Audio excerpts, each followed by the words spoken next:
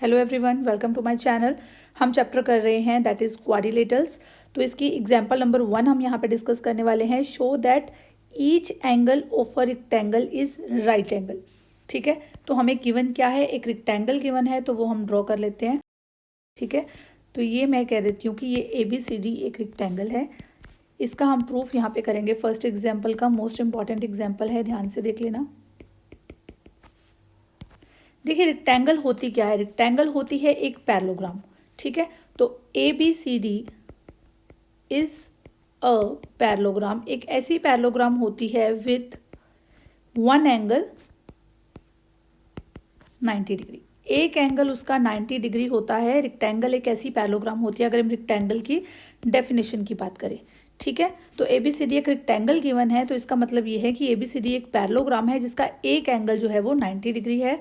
तो प्रूफ क्या करना है, टू प्रूफ में हमारे पास है कि angle A is equal to angle B is equal to angle C is equal to angle D is equal to 90 degree. इसके सारे एंगल्स जो है वो 90 डिग्री हैं। ये चीज़ हमने प्रूफ करनी है। तो इसका प्रूफ देखिए, ABCD इज रेक्टेंगल,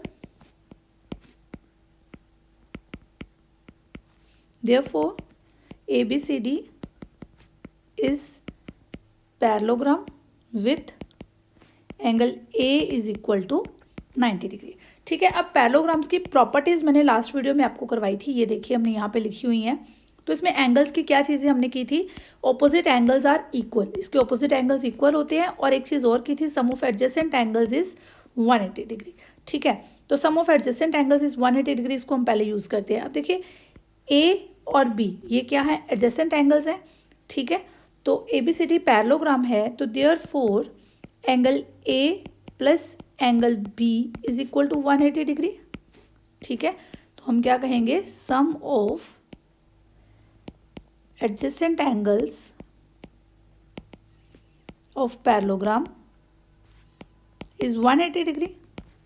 ठीक है, अब यहाँ पे angle A plus angle B 180 degree आ गया। अब एंगल A इज 90 डिग्री, ये हम ऑलरेडी लेके चल रहे हैं, तो इसको हम नंबर 1 दे देते हैं। एंगल A को हम लिख देते हैं 90 degree plus angle B is equal to 180 degree.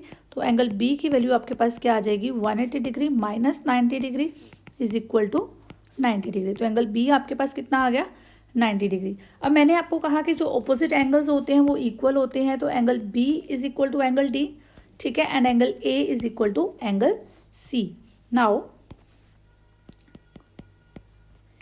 ABCD is a parallelogram. ठीक है, therefore angle A is equal to angle C and angle B is equal to angle D। तो इनको हम क्या कहेंगे, ऑपोजिट एंगल्स ऑफ पैरेललोग्राम। ठीक है, इसके ऑपोजिट एंगल्स जो है ये इक्वल होते हैं, तो इसके लिए भी सेम ही यूज होगा।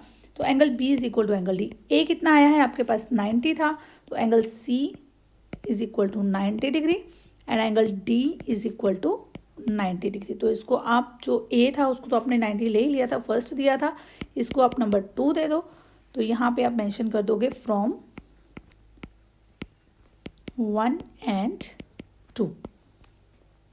क्लियर, एंगल C भी 90 आ गया, एंगल D भी 90 आ गया, हैंस प्रूफ्ड। हमने यही चीज़ प्रूफ करनी थी कि जो रेक्टेंगल होती है उसके जो सारे एंगल्स होते हैं वो कितने होते हैं, 90 डिग्री के होते हैं।